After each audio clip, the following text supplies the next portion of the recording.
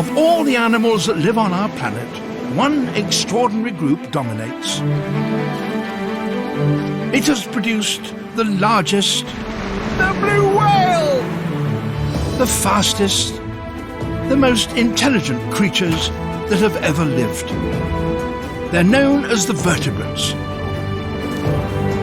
And they all share one vital feature, a backbone. I'm travelling back in time to look for the key advances that drove their remarkable success. So far, I have seen the vertebrates grow from tiny origins to dominate the oceans, colonise the land, and take to the skies. In this programme, I'm going to track the rise of a whole new branch of vertebrate life, the most complex animals yet to appear on Earth. They started as a group of tiny little creatures scarcely bigger than my little finger, nocturnal animals. But they were to develop into some of the biggest creatures the planet has ever seen. It's a group that also contains us. This is the story of the mammals. I want to investigate how the mammals acquired a new set of key features that allowed them to thrive in every corner of our planet. Features we also have inherited. We will find the evidence in a series of thrilling fossil discoveries and in living animals.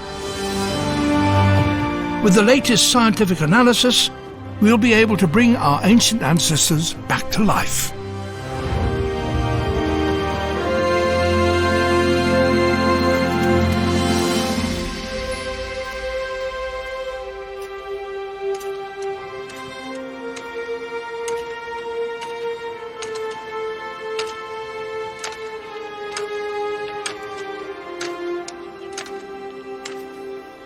Today, animals with backbones dominate our planet, on land, in the air, and at sea. But how did that evolutionary takeover come about? There have been lots of gaps in the story, but in recent decades, exciting new discoveries have been made here in China, and I'm here to look at them. The rocks of China are yielding up the elusive missing links in the vertebrate story. Ancient creatures preserved as fossils. To find new evidence from the very start of the mammal story, I'm travelling to the south of China and the province of Yunnan.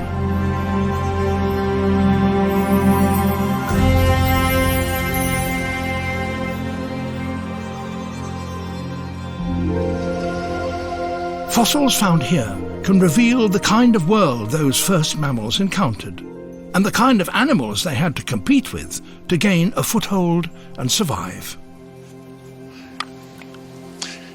This area of southern China is known as the Lufeng Basin, and 180 million years ago it was a vast natural hollow into which waters from all the surrounding hills flowed. And with those streams came sediment, which is now this.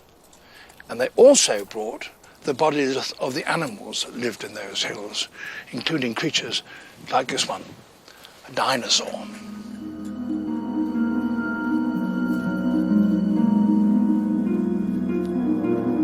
Excavators have uncovered hundreds of specimens like this one in the surrounding countryside.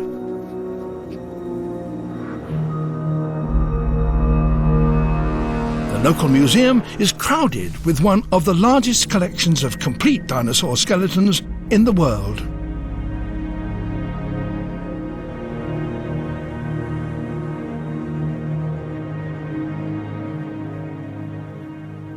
But a unique discovery here has revealed some of the earliest evidence for the origins of the animal group that would eventually succeed them. At the same time the dinosaurs were roaming in this area, there was another very different creature evolving in their shadow, one that was on a much, much smaller scale. Paleontologist Wang Tao has spent his life exploring these hills. He's used to finding the remains of large dinosaurs. But on this hilltop site, he and his colleagues discovered something that didn't match the usual profile.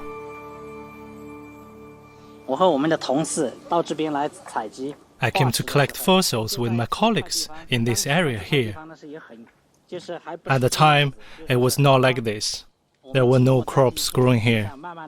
After looking around, we followed this little slope. And finally, we found a small fossil about 2 centimeters long. We thought it might be something special, so we sent it to the lab in Beijing to clean it up. I have travelled north to Beijing to see Wang Tao's discovery for myself. It's now stored in one of the world's leading institutes for the study of fossils. Thank you. And this is it. And what seems extraordinary, near miraculous to me, is that anybody should notice that a tiny, tiny little thing like this is actually a fossil. But a fossil it is. It's the head of a tiny animal. There's the tip of its nose, that's the back of its neck. And you can also see it's got an eye socket. It's called Hadrocodium. If I turn it upside down, you can see the bottom of its jaw. It might be the skull of a really minute little reptile, but it's not, because reptiles have simple cone-shaped teeth, and this one has a tooth that is rather different. That has the shape of a little insect-eating mammal's tooth. So this is one of the earliest mammal fossils we know of. And to that extent, it's the ancestor of all mammals alive today, including ourselves. As such, Hadrocodium holds a key position in the evolutionary story of the backboned animals, the vertebrates. The first creature with the beginnings of a backbone lived over 500 million years ago. Then fish, amphibians, and reptiles evolved. It's from the reptile line that the first mammals emerge. The Hadrocodium fossil dates to 195 million years ago. These simple origins led to the vast diversity of mammals we see around us today. Over 5,700 living species have adapted to survive in every corner of the planet. We humans dominate and are the most numerous of the large mammals. This astonishing journey was built on a series of key evolutionary advances that began in very early forms like Hadrocodium.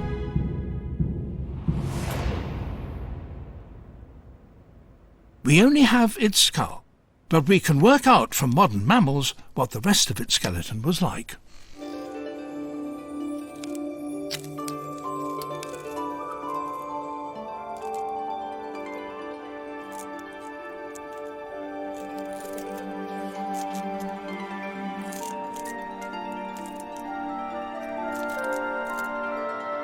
So how did this minute animal gain a foothold in the age of the dinosaurs?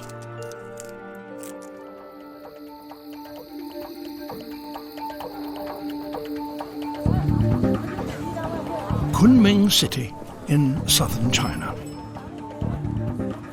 I've come to this late-night market to observe one of the first crucial steps in the mammal's story. The development of an amazing feature that gave them a key advantage, but only after dark. The mammals found a niche for themselves not so much in space as in time, at night, when the reptiles are not active. A simple experiment with two pets that happen to be for sale in the market tonight can demonstrate why this is so. This is a thermal camera, and it will show a cold body as a black or very dark. So this lizard, which is on the table, is cold-blooded, and it appears to be very much the same temperature as the table. Reptiles get much of their energy directly from the sun as warmth. But there is no sun at night. As a consequence, it's scarcely got the energy to move. This puppy, on the other hand, is very active. And when you look at him with the camera, you can see that his body is very warm indeed. And you mustn't eat the lizard. The mammals, very early in their history, developed the remarkable ability to generate heat within their bodies. They became warm-blooded, and they achieved this by driving their metabolism at a much higher rate. But to do that, you need extra fuel, extra food. A reptile like a lizard can go for many days without eating. But if a mammal is denied its food for several days, it will die. So in order to keep their fuel bills down, the mammals use the technique familiar to any householder, insulation. They coated their bodies, as this puppy has, with fur.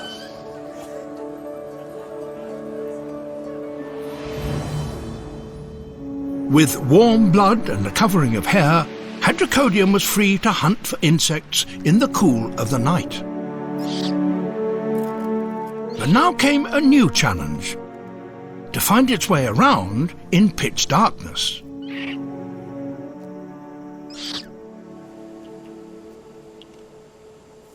Detailed analysis of Hadrocodium's skull is revealing remarkable new evidence of a set of ingenious solutions to this problem. The clues are tiny and invisible to outside scrutiny. But Professor Zhe Luo, an expert on early mammals, is using a micro-CT scanner to unlock the skull's inner secrets. X-rays penetrate the rock and pick out detailed fossil structures within. A computer then builds a 3D model of the bones, and in particular the cavity that once held the brain. Professor Luo is able to identify an area that is clearly much larger than its equivalent in a reptile. If you look at the CT scan here, you can tell that despite a tiny little skull, the brain is enormous. But one of the most striking features of this particular fossil is that it has very large olfactory bulbs. When you say olfactory bulbs, those are the part of the brain that detects smell. Correct.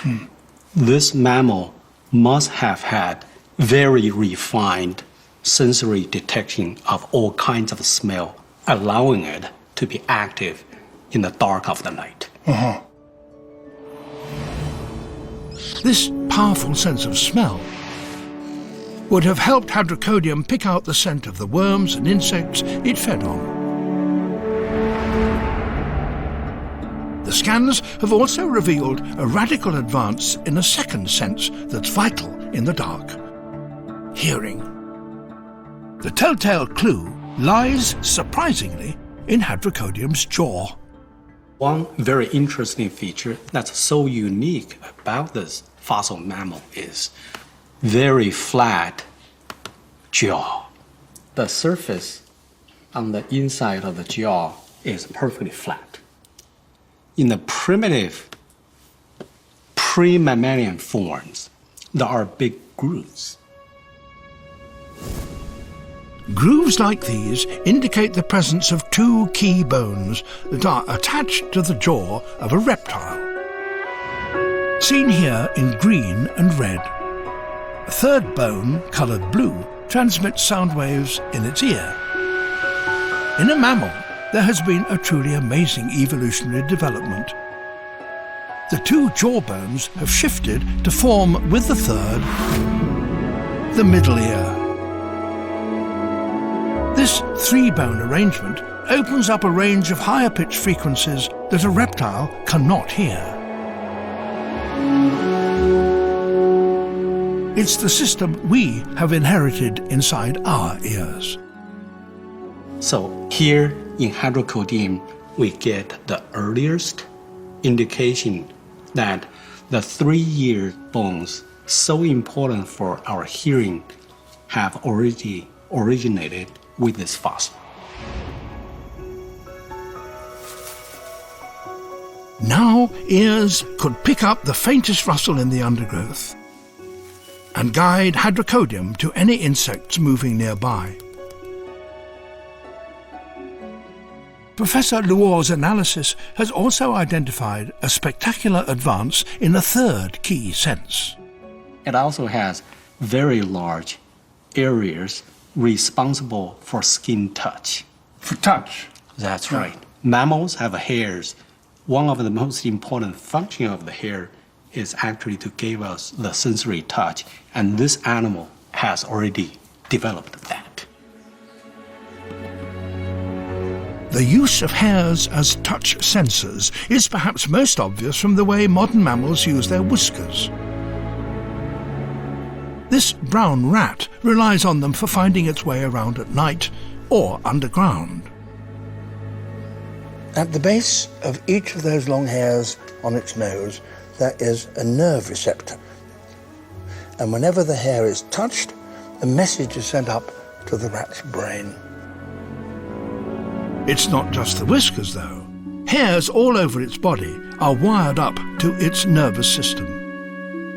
This creates a sensory bubble, allowing the rat to map the world around it just by using its hairs. 195 million years ago, the hairs on Hadrocodium must have been wired up in the same way.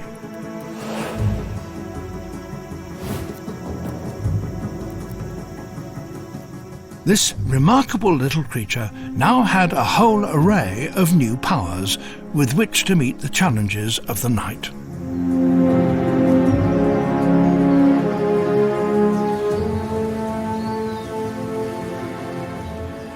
A heightening of the senses, powered by a growing brain, had enabled the early mammals to survive in the shadow of the dinosaurs. And then they also developed a radical new way of nourishing their young. We can look for clues to this next crucial step in our evolutionary story in Australia. Not in fossils, but in the bodies of two highly unusual creatures that live here.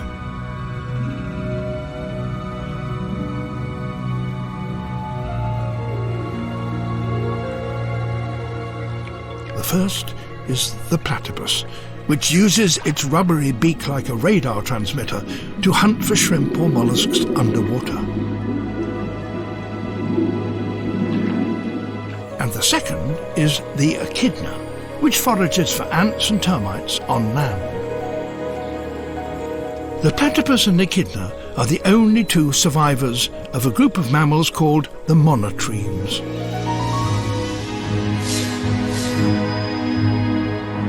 Trace their genetic line back, and we discover they split from all other mammals around 200 million years ago.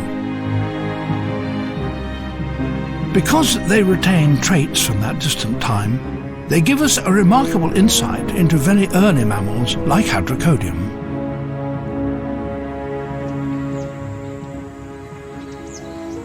The most extraordinary feature of all is one that no other modern mammal has retained. They lay eggs. This echidna egg is tiny, only about the size of a marble. The hatching process itself has only rarely been captured on film.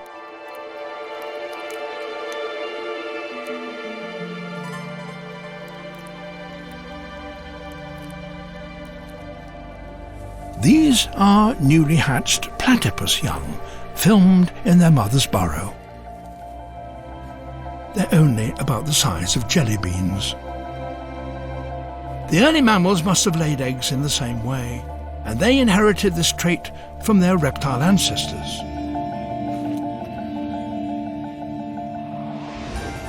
This is a view inside a reptile egg. The embryo feeds on a supply of highly nutritious yolk. By the time reptiles hatch, they're sufficiently well developed to go looking for their own food. But the platypus and echidna are very different. Their smaller eggs contain only a small amount of yolk, so their young hatch in a far less developed state. They need a lot more nourishment if they're going to grow and survive. But at Healesville Sanctuary near Melbourne, we can find delightful evidence that platypus young do develop with great success without having to leave their mother's burrow. 4 months after it hatched, a youngster is emerging for the first time. It has grown from a tiny hatchling to near adult size. And that is thanks to an amazing form of nourishment that is a defining feature of all mammals. Milk. This rich mixture of proteins, fats, carbohydrates and minerals oozes from the bellies of female platypus and echidna rather like sweat, and provides their young with everything they need to grow. It's likely that early mammals like Hadrocodium nourished their young in the same way, first with a reduced amount of yolk, and then with milk. So what could explain this hugely significant step? New genetic analysis is providing the answer. Dr. Henrik Keisman has been using the platypus to investigate the DNA of the early mammals. The platypus is really an amazing creature. It's really this crossover of a mammal and a reptile, right? And so it has a key position in the evolutionary analysis of all mammals. First, he looked at the reduction in egg yolk. Reptiles have at least 3 genes that together manufacture their large yolk. Dr. Keisman has found that the platypus DNA records a dramatic change taking place in the early mammals. We found only one egg yolk gene in the platypus genome that really was functional and was producing the egg yolk protein. Presumably, the fact that there was only one gene which was producing yolk accounts for the fact that the platypus egg is so small. Exactly. The early mammals must have started to switch off their yolk genes. And Dr. Keisman has made a second key discovery. The trigger for this shutdown was the arrival of the genes that produce milk.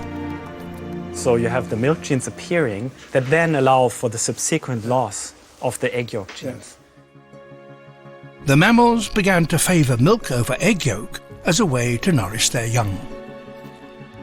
And that is because milk has one key advantage. It's on tap, and that means that none of it need go to waste. And there's no limit on how much and for how long a mother can feed her young.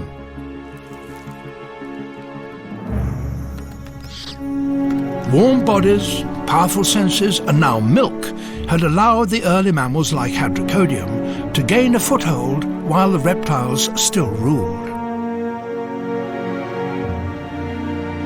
But combining egg-laying with milk feeding brought a new challenge. A mammal mother could not leave the eggs to hatch by themselves as most reptiles do today. She had to stay with them.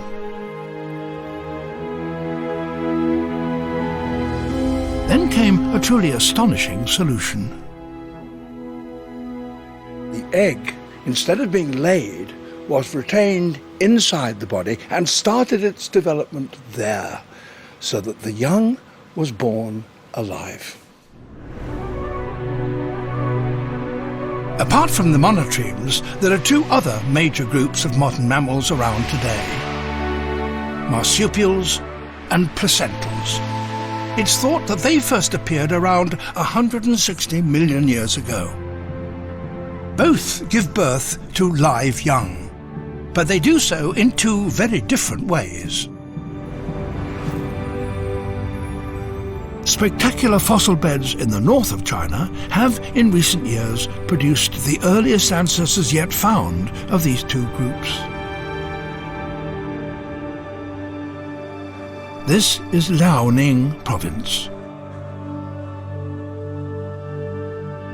125 million years ago, volcanoes were erupting in this region.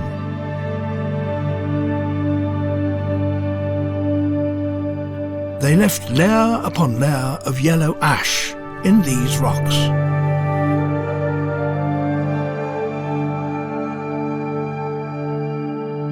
Excavations have revealed the fossilized remains of animals trapped in these layers and preserved in extraordinary detail.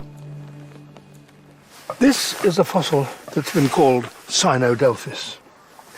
Its skeleton is very easily seen, but around its skeleton there are dark marks, and close examination shows that they're fur.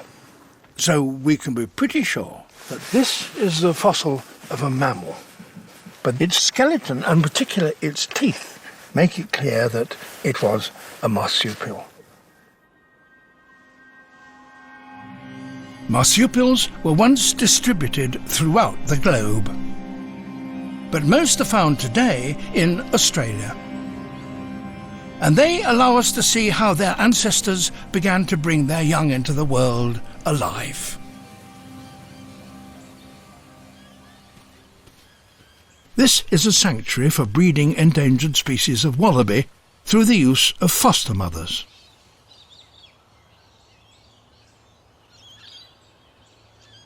Running the conservation project is Dr. David Taggart of the University of Adelaide. Today, he and his team are conducting a health check on a newly arrived baby wallaby, known as a joey. This joey looks like it's about 2 grams, so about 16 days old. So 16 days ago, this young would have been born. All marsupial young are born very mature, so its ears are folded and the eyes are closed. Instead of being enclosed in an egg when leaving its mother, like a baby echidna, this joey emerged directly from its mother's birth canal just 30 days after conception. Its front legs are more developed and strong enough for it to pull itself up through the fur and wriggle inside a feature that is unique to marsupials, a pouch.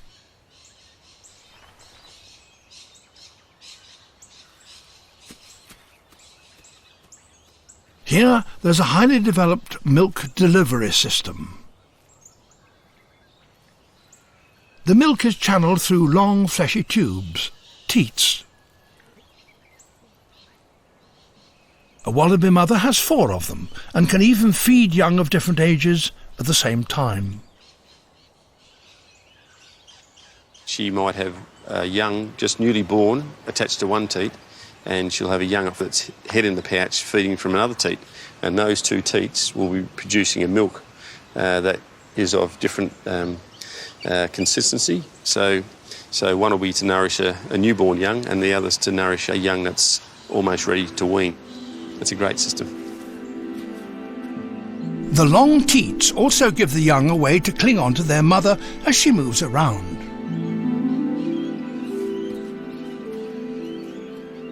This opossum is a marsupial that lives in South America, and it has no pouch. Its young seal their mouths so tightly round the teats they stay firmly attached. This may well be how the early marsupials like Cynodelphis carried their young around. They were now no longer tied to a nest or a burrow like the egg-laying mammals. But this method had one obvious drawback. Outside their mother's body, the newborn young were vulnerable to accident and exposed to disease.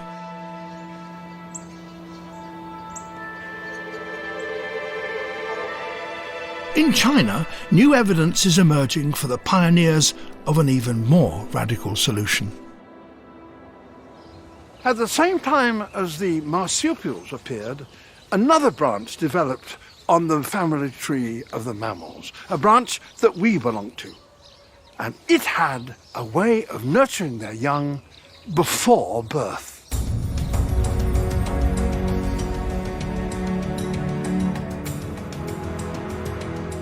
I'm travelling to Beijing and its Museum of Natural History to see remarkably early evidence for this group.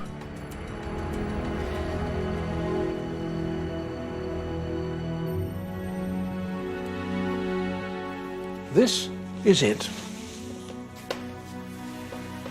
It's been called Juramaia, which means Jurassic Mother. Its bones, and in particular its teeth, identify it as a member of the mammal group to which we belong. But the key thing about it is its date. It's Jurassic, 160 million years old. And this makes Juramaia the earliest creature we know of that could have nurtured its young in a revolutionary new way.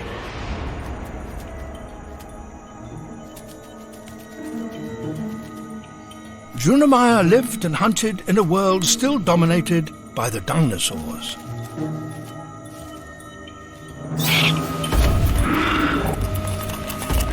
But it may have had a powerful advantage.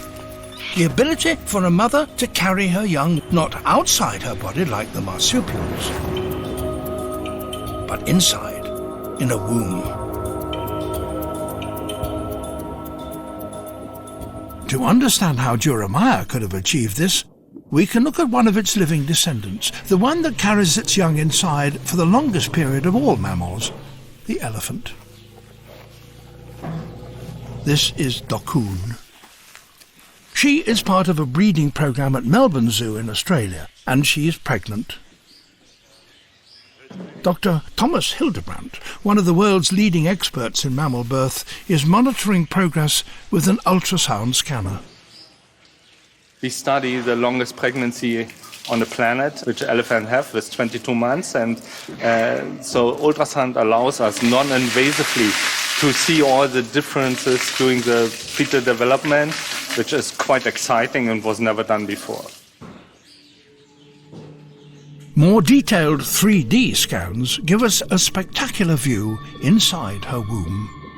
Even at an early stage of development, the baby's trunk is visible and moving. But we can also see the presence of a remarkable organ that evolved to make it possible to feed a developing baby before birth: the placenta.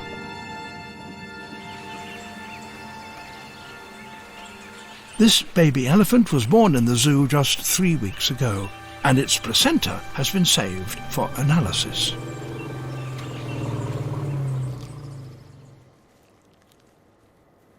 Here we have the elephant placenta of the baby, which is running outside the yard. These blood vessels form the umbilical cord, allowing to move all the nutrients to the baby and take all the waste material away. On the underside is a ring of sponge-like tissue that attaches to the lining of the mother's womb and allows nutriment to flow in and waste to flow out. But it also operates as a life-saving barrier. Because half of the unborn baby's genes are from its father, it was under threat in the womb from its mother's immune system. The baby is foreign material, it's an alien to the mother, and would be rejected if there's not this very specific system engaged which protects the baby against the maternal immune system. Because the tissues of the placenta are composed of cells from both mother and baby, and the two blood supplies never mix, the baby is protected. This allows it to remain inside the womb until it's ready to survive in the outside world. Mammals equipped with this miracle of evolutionary engineering are known as placentals. It's likely that their earliest ancestors, like Juramaia, were the first to rear their young inside their bodies 160 million years ago. By now, the mammals had acquired all the key characteristics that define them as a group: hairy bodies, milk, and live birth. And this combination would eventually provide them with the platform for an astonishing explosion in diversity. For millions of years, they remain the small shrew-like creatures that we've encountered so far, skittering about around the feet of the dinosaurs. But then came a sudden global catastrophe that threatened to bring the whole history of the vertebrates to a sudden end.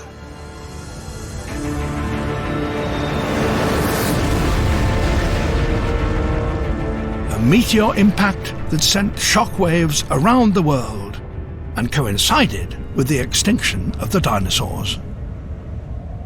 We're still not exactly sure why the dinosaurs disappeared, but certainly 65 million years ago they disappear from the fossil record. But many other vertebrates survived, and for them the dominance of the world was now up for grabs. Scientists are unearthing stunning evidence in Germany for how the mammals seized this opportunity. This natural hollow is known as the Messel Pit. An entire community of animals was entombed here by an extraordinary freak of nature. 47 million years ago, this was a lake fringed by a subtropical rainforest, but its waters held a dark secret. The lake was in fact a flooded volcanic crater. It's thought that lethal carbon dioxide gas released from its depths periodically bubbled to the surface, killing the creatures that drank at its shore or flew over its waters. Their bodies drifted down to the bottom to be entombed in the muddy sediment. It's now one of the most remarkable fossil excavation sites in the world.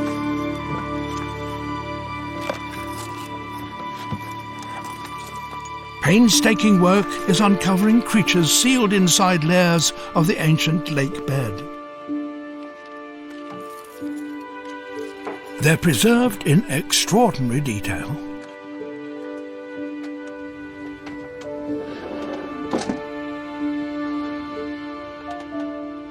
It's a unique snapshot of life after the dinosaurs. There are reptiles like lizards and snakes. Here too are ancient birds, the vertebrate group that evolved from the dinosaurs. But the biggest changes are amongst the mammals. They have started to specialize. This, perhaps, is the least specialized of them.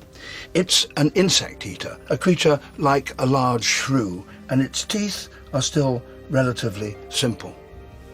But then there are also animals like this. And this has very big, gnawing front teeth. This is an early rodent, creature like a rat. And then bigger still is this animal. This has grinding molar teeth at the back and long legs. It's beginning to stand up on its toes. This is an early horse. And perhaps the most specialized and remarkable of all at this still very early date is this extraordinary specimen. This, as you can see, is a bat. And the preservation is so remarkable that the skin can be easily seen, not only on its forelegs, which turns them into wings, but even you can see this large ear on the side of its head, which suggests that already it was beginning to echolocate, to hear its own calls, so it navigates during flying. The mammals were displaying an extraordinary ability to rapidly adapt their bodies, to fill the range of niches left vacant by the death of the dinosaurs. They had new opportunities, but they also faced a new evolutionary pressure: climate change. 10 million years of gradual global warming had triggered a surge in plant life. The land became covered in forests that grew ever denser and darker. New mammals emerged with new features that helped them to thrive in this changed environment. Features that would have huge significance for humans. This is an early member of the group of mammals that was going to produce us. This is an early primate. And you can see that on its front legs, its hands, they have an opposable thumb, so it could grasp. And the same on the back legs. The big toe is also opposable. So this animal was a climber. The primates could now reach food that was high up in trees. And it's thought that it was a new type of food that triggered another astonishing advance in their bodies. A major improvement in sight. Dr. Sandra Engels is part of a team investigating the diet of the fossilized primate from the Messel pit. Remarkably, she's able to examine the preserved contents of its gut. We have particles of the last meal of this primate, and we analyzed it with very high magnification, and we found the oval outline of a seed, which is part of a fruit. And because we found it in the gut of this primate, we know that it fed on fruit. 3D scans of its teeth make it clear that fruit was a major part of its diet. This animal was a specialized fruit eater. If we take a closer look to the shape of the teeth, we have structures as deep basins or rounder cusps that are the right tools to break up fruit. 47 million years ago, large fleshy fruit like this had only recently been developed by plants. It was one of the ways in which they had adapted to the new dense forest environments. Many early plants relied on the wind to distribute their seeds. But in the forest, there was little or no wind, so they had a problem. They solved it by recruiting the help of birds. And they did that by wrapping their seeds in an edible sweet flesh, fruit. Birds carried the seeds in their stomachs and eventually deposited them elsewhere in the forest. The primates had clearly begun to exploit this cosy arrangement, but to take full advantage, they needed to improve their vision. During the age of the dinosaurs, when the mammals were largely nocturnal, they had developed better night vision, but sacrificed a feature not needed in the dark, the ability to see colour. Today, most mammals still see the world largely in black and white. But the reptiles and their cousins, the birds, retained excellent colour vision. And the fruit-bearing plants had evolved a signalling arrangement to match. There's no point in having your seeds distributed before they're fully formed. So the plants evolved a colour coding system to show when that was. This plant, for example, here is a young fruit, still growing. Its flesh is hard and bitter, and it's green.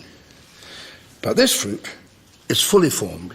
Its flesh is good to eat, soft, and the seed within is ready to go, and it's red. To spot a flash of red colour in amongst the green foliage is easy for a bird or a reptile. But for a mammal, with their nighttime vision, red and green are indistinguishable. Then, remarkably, some of the primates managed a feat no other mammal has achieved. They put evolution into reverse and reacquired colour vision. The common ancestor of this monkey and of me lived up in the trees in the daylight. And they quickly evolved the ability to see colour and therefore to know which was ripe and which was unripe fruit, and so take advantage of the system that had already been worked out between the birds and the plants. Let's just see what she thinks about that. Which of those do you like? There's it.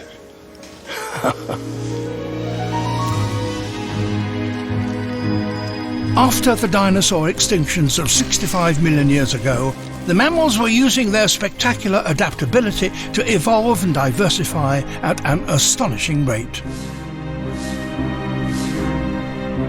In the process, they laid the foundations for the major mammal groups we see today.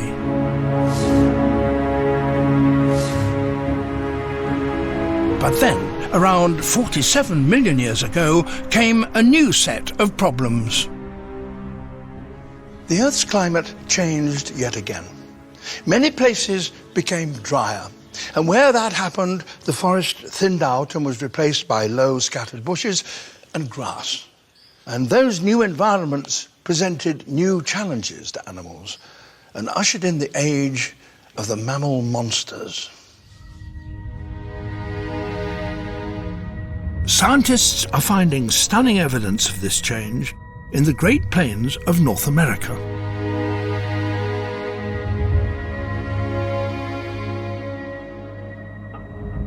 This dramatic country in South Dakota is known as the Badlands. Streams and rivers have eroded the rocks into fantastic shapes. But 40 million years ago, these were layers of sediment laid down across an open floodplain. Paleontologist Clint Boyd is looking here for the fossilized remains of creatures from that ancient time. And he's finding mammals that are giants. This is part of the bone that we call the femur, or the upper thigh bone. And this round surface right here is for the hip socket. And so you can see it's very large. We'd be talking about a very large animal. And not only do we have the thigh bone, but we've got ankle bones spread out over here, and then cascading down from that spot, we've got some of the toe bones coming down. So if we add all this up together based on the size, we're looking at an animal that's probably about 2 meters tall at the hips. The creature is known as a titanothere. It was a herbivore. It fed on the lush vegetation that once covered this area of the United States. A range of different specimens have been collected at the Denver Museum of Nature and Science. And they reveal that the first titanotheres were built on a much smaller scale. When titanotheres first appear on the scene, they look like this. This is the lower jaw of one of the first titanotheres, and it's one of these sheep-sized animals. In only 5 million years, members of the group go from sheep-sized to about the size of a small horse.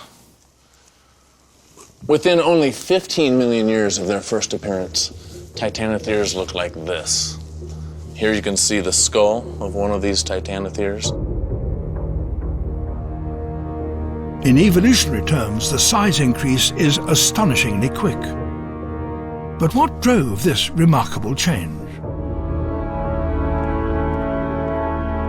Another fossil could provide an explanation. It dates back to the time of the first and smallest titanotheres, but it's a very different type of mammal. This is the skull of Malphelus badwaterensis, the bad cat from Badwater. This was the largest predator at the time. This is the skull. This large crest is for large jaw muscles, which would have given a powerful shearing bite that ran these blade-like teeth, perfect for chopping up a titanothere. And what's very interesting is that Malphelus was exactly the same size as the top herbivores of the time, like titanotheres. The earliest titanotheres could hide from these bad cats in the dense forest environments. But as those forests began to thin out, the titanotheres were more vulnerable to attack. One way to improve their chances was to grow bigger. An herbivore is much more likely to survive an encounter with a predator if it's a little bit larger. And so there was a bit of an arms race between the predators and the prey. And animals like titanotheres were able to escape this predator pressure by becoming the supersized giants we see 35 million years ago. Fossilized remains of titanotheres from the Badlands of South Dakota and elsewhere across the Great Plains allow us to reconstruct its rapid growth spurt.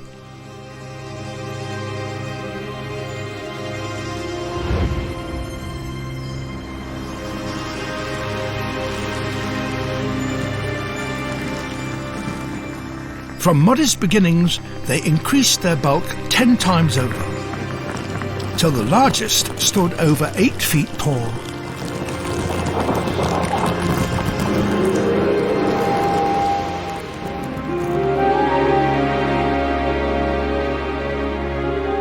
On the open grasslands that increasingly covered the earth, many other giant mammals emerged.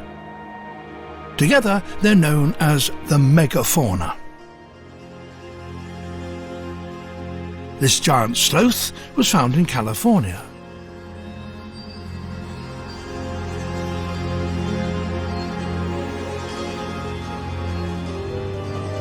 In China, I've come to see the remains of mammoths. And a remarkable creature that was the largest land mammal to walk this earth. This great beast is called Paraceratops. It stood 5 meters tall and nearly 8 meters long. Those furry little mammals scampering about in the shadows have produced descendants that could stare the biggest dinosaur in the eye.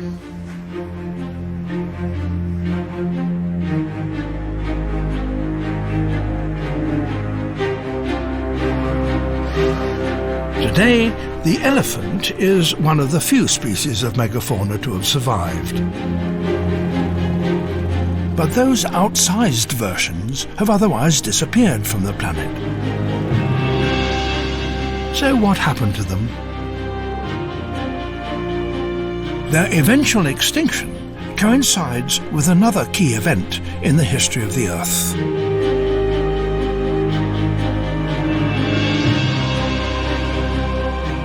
From around 2.5 million years ago, ice sheets spread down from the north and up from the south to cover vast areas of the continents.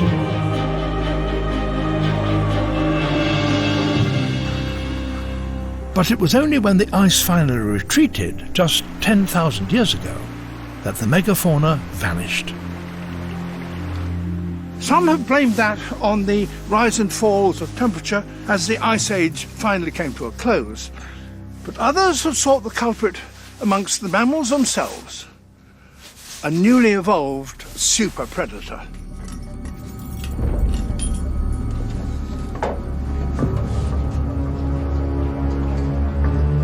To see some of the earliest evidence for its arrival in China, I've returned to Beijing. These fossilized remains belong to a primate. It's been dated to around 68,000 years ago. This primate had 2 new evolutionary features. First, its pelvis. An animal with a pelvis like this would have been able to walk upright. Secondly, the skull. Its brain case is enormous. In proportion to the size of its body, it's 6 times the average mammal size, and that would have brought great intelligence. And this creature, of course, was a human being. The early humans put their new intelligence to deadly use. They worked out how to make weapons. These stones, carefully chipped to form sharp blades, were found alongside human remains. And they developed new powers of communication that enabled them to join forces and hunt in teams. This was a new kind of predator. It first appeared in Africa and then spread to all the other continents. and each time its appearance in that continent coincided more or less with the disappearance of the megafauna, which suggests, at the very least, that this creature had something to do with that event.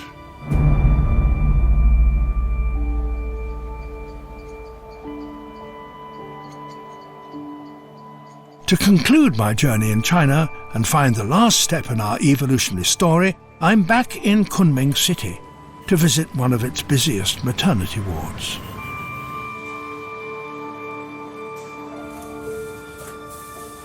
An enlarged brain brought us huge advantages, but its size also presented a basic design problem at birth.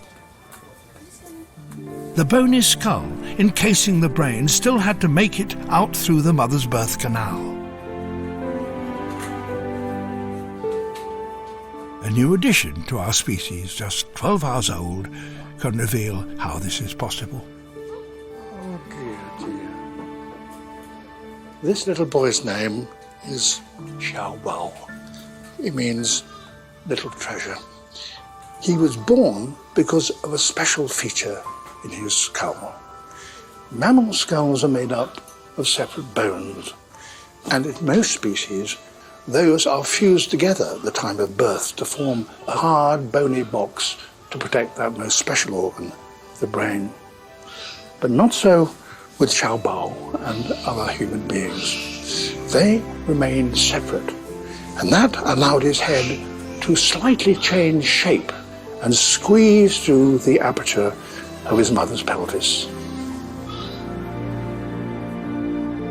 This also allows the brain to continue to grow and develop after birth. In fact, the plates won't start to fuse until Xiaobao is around 2 years old. It's one of the most recent in a long line of remarkable evolutionary developments that allowed the vertebrates, animals with a backbone, to create the dazzling diversity we see around us today.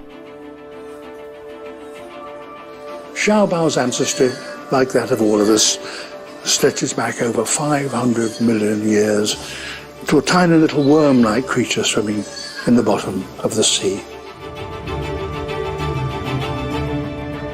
His backbone and jaw came from the early fish. His limbs and lungs from amphibians. The reptiles gave him his watertight skin. Tiny nocturnal mammals donated a bigger brain, sharper senses, and the manner in which he was born. His hands and colour vision came from the fruit-eating primates, and his larger brain and greater intelligence from the first humans. So all our features of our body can be traced back to our ancient ancestors, and there's much more we have yet to learn about them. But one thing is certain, the evolution of the vertebrates has not yet come to an end.